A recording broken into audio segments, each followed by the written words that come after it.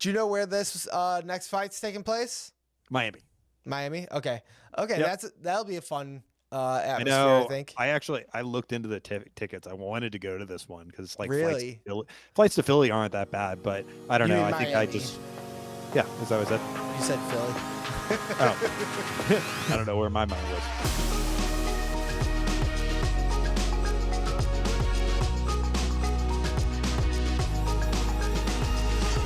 So after a short hiatus, we're back here at the OneLife Podcast to discuss the UFC 314 card coming up in Miami, Florida. We have the vacant featherweight title on the line. We have Alexander Volkanovski fighting Diego Lopez for the main event. What do you know about the fight? I know you know a lot about Volk. How much have you seen of Diego Lopez, and what do you think? Honestly, I don't think I've seen Diego Lopez that much. I don't know him very well. Obviously, I've been a fan of Volk for a while because we've like purposely gone out and to see his fights. We've gone to Buffalo Wild Wings and stuff to see his fights. So Yeah. I love watching Volk. It's been a while since he's fought, which I think is a good thing because I think the fight before last where he fought Makhachev. Yeah, when he got knocked out. Yeah, when he got knocked out, I feel like He it got knocked hurt out by his Ilya chin. Taporia as well. He got knocked Yeah. out by both. Yeah, and I feel like that fight with Makhachev hurt his chin, and I think he needed some time to recover, right? I agree. I think he took both of those on way too short of notice, so I think having that time to recover will really help him a lot. Yeah, I can't remember what the time frame was on the fight back at featherweight, but I know that he took the rematch against Islam too quickly. Yeah. And and depending on the severity of the knockout, and I'm sure there's other factors that I'm unaware of, but it can take a while to come back from a knockout. And I don't know, yeah, maybe he did come back too quickly again. He's also right now battling father time. Yeah. Right. How old is he? Is he 36? 36. That's correct. Yeah. So he's getting up there for fighter years. I think he's still game. Yeah. Yeah. I think he's still going to be competitive. But I do think that he's fighting the younger, faster opponent this time, whereas Volk's edge is being the faster guy in there, like he was 3 years ago, say. Yeah. I mean, that's fair, but I feel like he's just an absolute dog who just, I don't think it matters what is going on. He's always going to have the heart. Yeah. Right. Like if it goes 5 rounds, I think Volk does a really good job. The biggest risk, I think, again, is getting knocked out. Right. I mean, obviously Volk has power as well, but yeah. So since you're not too familiar on Diego Lopez, I'll give you kind of a rundown on him. Okay, cool. He's, I would say that he's a threat everywhere, probably most scary on the ground. He brings a crazy amount of pressure on the feet, but he's got really nasty submission game.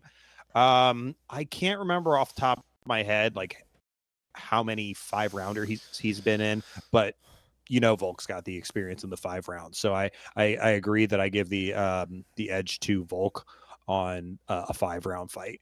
But yeah, I do think that it's going to be a tough job getting to those 4th and 5th rounds, whether it's from knockout, like you said, or submission game. Volk has some decent wrestling himself. So hopefully he'll be able to ward off the ground game for his sake. Yeah. Yeah. I mean, I know you and I both are probably rooting for Volk. Right? Oh, of course. I absolutely love Volkanovski. He's such a fun champion to have. And I think this is probably his last run, right? Like if he gets the title, gets a couple defenses, he can probably walk off into the sunset. Right. Yeah, I would say probably. I mean, he's been at the top of the division long enough that if he lost and he wanted to make another run, he probably has one more run after this loss, but it would be respectable if he, hug it up as well. Yeah.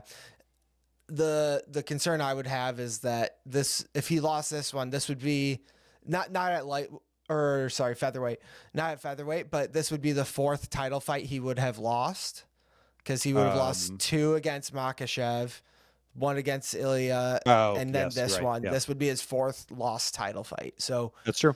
that's a lot of lost title fights. And the climb could be slower to get back up if he did lose this one. Yep, that's what I'm thinking as well. They might make him, prove his way up, take another 2-3 fights before he gets to challenge again. Yeah. So that's why I think like him winning this is really important for him in particular. Yeah, no, I agree. It's going to be a very good fight. I just hope that we see the Volkanovski that we were used to seeing the past few years. Even his first fight against Islam, he looked fantastic. Yeah. He looked good against Ilya Topuria. He didn't look as good against Makhachev the second time, but at the same time, he was going up a weight class. Makhachev made adjustments. I mean, it goes not and to he was downplay taking what it at Islam short did. notice. Right? Yeah, exactly. So I just hope that we see Volkanovski bring it, and we at least see a war. I hope he's not slightly past his I mean, he's probably past his prime, but you know what I mean. I don't want to see a slow Volkanovski out there. I want to see the Volkanovski that's in and out of distances, landing his kicks, landing his punches, getting out of there. I don't want to see him get bullied. So I don't think we will. I think he's got too much heart, too much experience, that even if he is, say, cardiovascularly a little more depleted than he used to be, it'll still be an exciting fight. Yeah, I agree. And I don't think a guy like Volk has any lack of heart. And I also don't think that Dana White would put Volk on if like he thought that it would not be a good fight. Right. Oh, yeah. Like I said, I fully expect for it to be a fantastic fight. I just, I don't know. I get worried about the older fighters in their last, so many years. Cause he's realistically probably got 2 to 3 years left in his career. Yeah. Some people push to 40, not many. And so every year that you get closer to that 40 mark, there's a exponential, decrease in your body's ability. Right. So, it's just a matter of when, some people's genetics allowed them to push that fast twitch muscle for sure until they are 40. I mean, you remember Yoel Romero? I don't. Off the top of my head, I mean, absolute monster.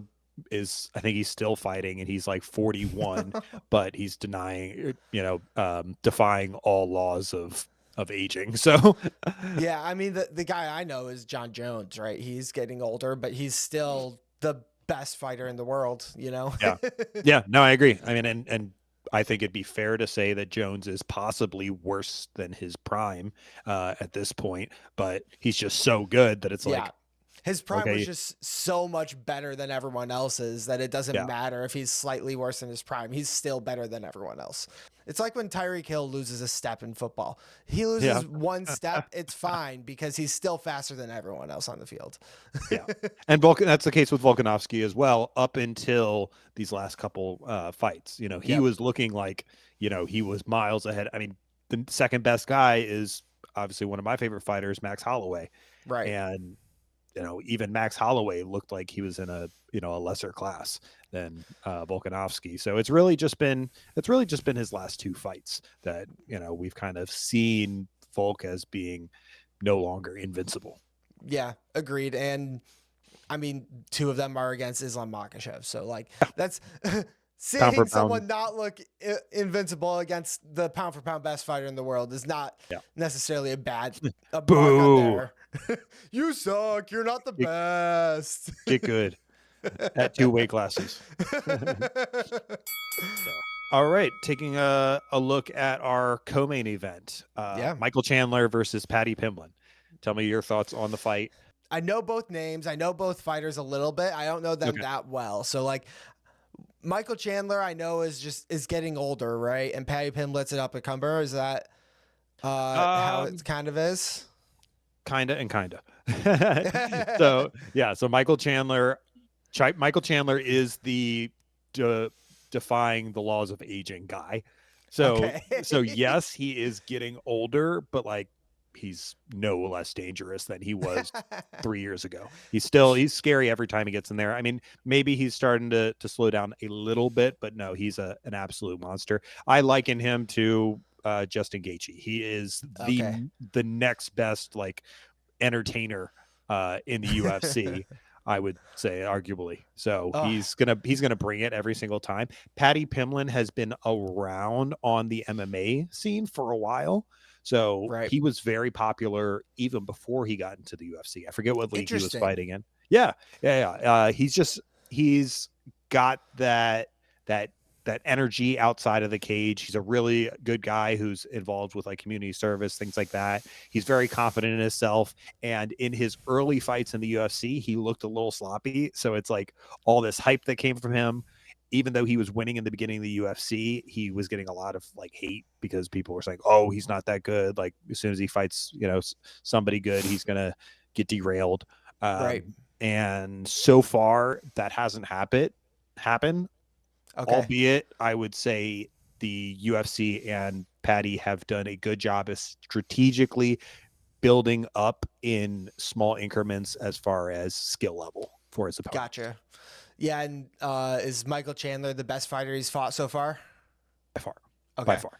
So he fought, it was in my head and it just left me. Give me 1 second. Oh, he fought Bobby Green, who, do you know Bobby Green off the top of your head? I recognize his name. I feel like I've watched him fight, but I don't You know. you have watched him fight recently. He got KO'd cold.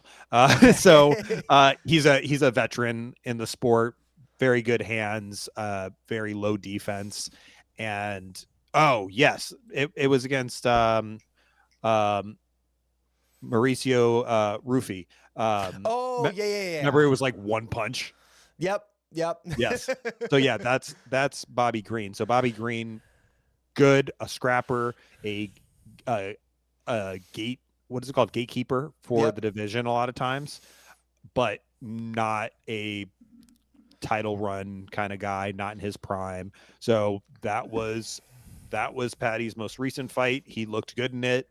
And then he fought Tony Ferguson. Yes, Tony Ferguson. Okay. Tony Ferguson's a legend in the sport. He went on an absolute tear of like 12 fights straight where he was just murdering everybody. But then he fought Justin Gaethje, and all jokes aside, probably has forever destroyed his brain. Like it was it was a mauling. It was a mauling. That's scary. It should have been stopped earlier than it did. He took a lot of punishment, and so never came back the same after that fight. So he has, he's fought big names, I guess, but they've been circumstantially at a time where they were not at their prime. Right, and you don't think that's the case for Michael Chandler? You think Michael Chandler is just as dangerous as he's always been right now? I think it's slightly the same case, but Michael Chandler's by far better than Bobby or King Green and Michael Ferguson. Fair enough. Yeah, I know. The biggest thing I know about Paddy Pimblett is he's got that flow working for him. It's more like a mop. Yeah, you're right. Like a mop, like placed up on top of his head. I get distracted whenever I see clips of him fighting because I'm like, damn, that's some hair right there. Yeah. No, I like Shaggy. him. I like him. People love to hate him. Yeah, he would make a good Shaggy. You're right. Yeah, people love to hate him, but I think that he's shown his growth in the time of the UFC, right? He didn't come in a UFC champion. That's why he wasn't pushing for the hardest fights he possibly could for a while. He's taking his time. He's building his skill set more, and I think it's the right time for him to challenge somebody like this. I mean, Sean O'Malley did a similar thing, albeit Sean O'Malley looked flawless against scrubs, right? And looked like he should be fighting more elite people. But it's a strategy that I think some people like to shit on, and no reason. I think it's the smart way to do it is to get a bunch of wins down the line, and like you said with Sean O'Malley, I think Bo Nickel is doing the same thing right He is. now, Yep. building up his skills, albeit in the exact opposite way of Sean O'Malley. Sean O'Malley had all of the punching power, all of that skill. He was just working on like takedown defense and stuff, whereas it's exactly the opposite for Bo Nickel. Right. Yeah. Yeah. No, definitely different skill sets, but yeah, same idea. I mean, I don't know. O'Malley was a very unique situation because he was making so much money on fighting people that weren't that good because people were there to watch was the him, show. his personality. Yeah. Yeah. Exactly. He Sugar broke his show. hands on a person's face. Yeah. Yeah. So yeah. So, but anyway, another, a really exciting fight. I would say Michael Chandler's got a lot more to lose in this situation. Okay. He's battle tested. He's fought all the best in the division of the UFC for years. Paddy Pimlin's looking to break up into that area, that, conversation for title contention, and Chandler's basically giving him a chance, Right. Paddy Pimblin, like him or hate him, he brings viewers, and so it's still going to be a good payday for Michael Chandler as well. But right. he's got to show that he's the veteran in there, and that he's got the ability to take Paddy Pimblin into waters he's never been in. Yeah, and I'm sure Michael Chandler wants to make one more run for that title, and like he can't afford a loss if he wants to make another title run, right? For him to make a run, he'll have to win a couple fights in a row. You know? No, I agree.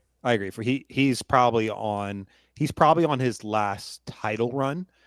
A guy like Michael Chandler can get away with fighting and not fighting for the title for a little while. I mean, he's making crazy money for losing to Justin Gaethje, for instance. Yeah, that's fair. Because he's bringing it every single time. I wish Michael Chandler would tighten up the game plan a little bit.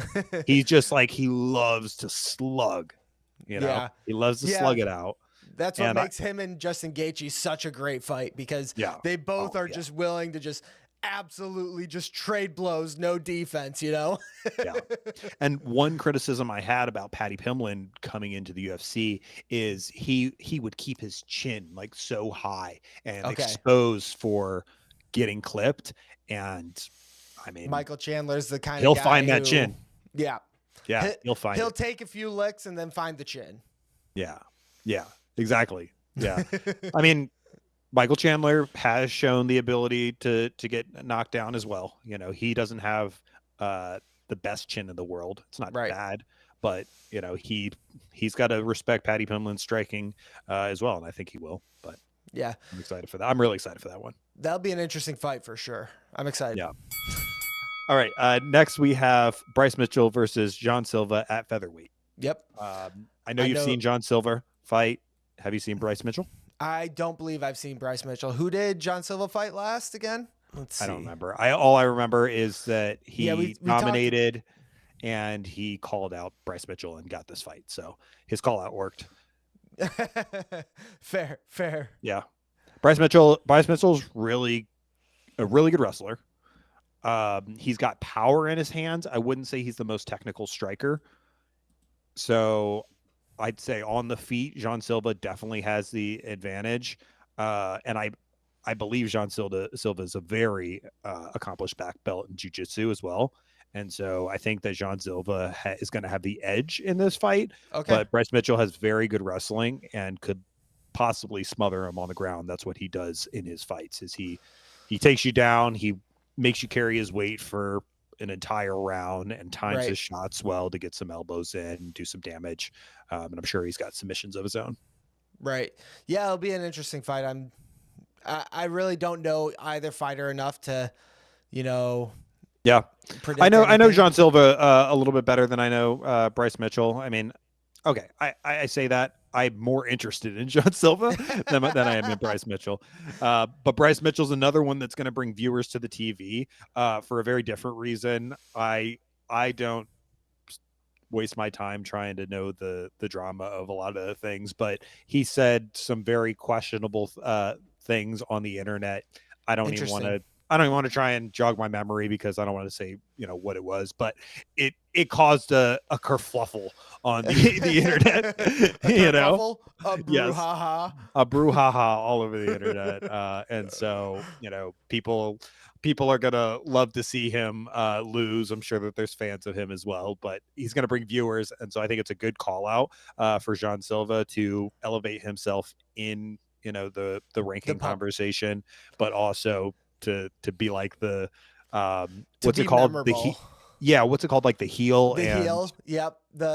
I Bryce Mitchell's the heel, right? Yeah, he's the heel, like in WWE. Right.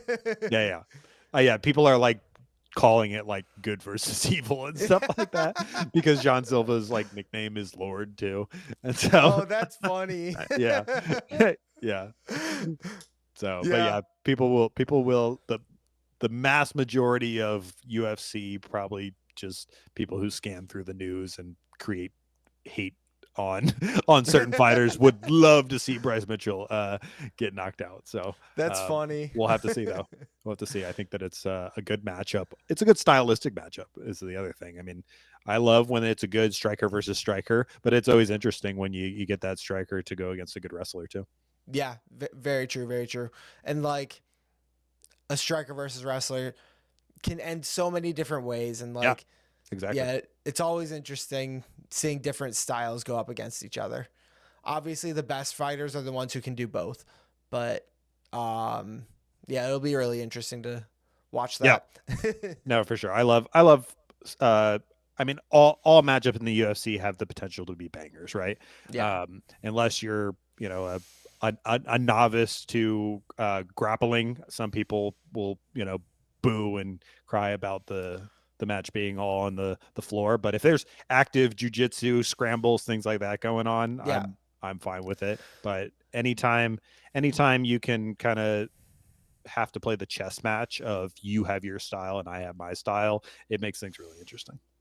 Yeah, and I don't think you get a lot of boos when it's on the ground for a long time, unless it's boring on the ground, right? Like there's on the ground where they're both fighters are actively trying to either escape or advance their position. Yeah. And then there's on the ground where the guy on top is just sitting there making the other guy carry his weight. And throwing his hand on his face and just being like, carry me. The only exception to your example there is location matters too. If you have the fight in the UK and Leon Edwards gets taken down, they're automatically booing. Wait, why is that? I don't know this history.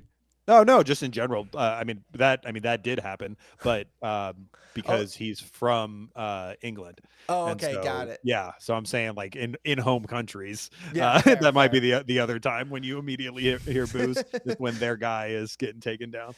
Do you know where this next fight's taking place? Miami. Okay. Yep. That'll be a fun atmosphere. I think. I looked into the tickets. I wanted to go to this one because like really flights to Philly aren't that bad, but I think I don't know. I think Miami. is that what I said? You said Philly. Oh, I don't know where my mind was. One more fight I wanted to discuss. I wanted to take a look at Yair Rodriguez versus Patricio Pitbull Freire. Patricio Pitbull is making his UFC debut, so he's the most decorated, champ on paper in this other division. I believe it's Bellator. I'm almost 100% sure it's Bellator because Bellator that's looks like it's a Brazilian based MMA. I don't know the origins. Of Bellator, but he beat Michael Chandler in Bellator. Oh, interesting. Yes, so a very prime Michael Chandler. So a little bit up there in age. I think he's also around like 36. He's got a lot of fights under his belt, and he's going to come out bringing intense aggression. Do you know Yair Rodriguez? I do not. Okay. Yair Rodriguez. Yeah. Fought for the title. He Actually, no, sorry. He was very close to getting a title shot. He was probably one fight away. He had an amazing skillful match against Max Holloway. Okay. Crazy kicks. I mean, he's going to kick the legs. He's going to do spinning kicks. He's going to kick high. It's going to be a very technical match on his side and more of a a slugfest, pushing the pressure like crazy from Pitbull's side. Gotcha. So that's a really cool fight because there's been a couple instances like that. Michael Chandler being one of them. Like just Michael coming in a little bit later in their career to the UFC. Yes, but like being that like on paper, like can they hang with the guys with the UFC? That's a lot, a lot of other divisions because they don't have the depth that the UFC has. Sometimes there will be a champion where they're like, okay, I think this guy is the best in the world and he needs to go to the UFC so we can find out. And Right. so it's a very exciting situation because like I said, we had Michael Chandler come out like that. Michael Venom Page came out of, I believe it was Strike. No, blah, blah, blah. I had a blast from the past there. Strike Force. I can't remember. But yeah, so he's got a chance to show that his accomplishments over in Bellator can be replicated in the UFC with a better roster. That's super interesting. I didn't know that there were other leagues that were thought of almost as much as the UFC is. Like, I didn't realize that there were other MMA leagues on that level.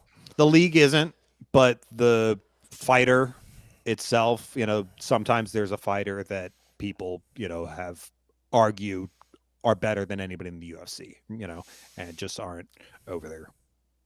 Okay. Interesting. Cool. Yeah. Yeah, it should be a fun fight to watch. Yeah.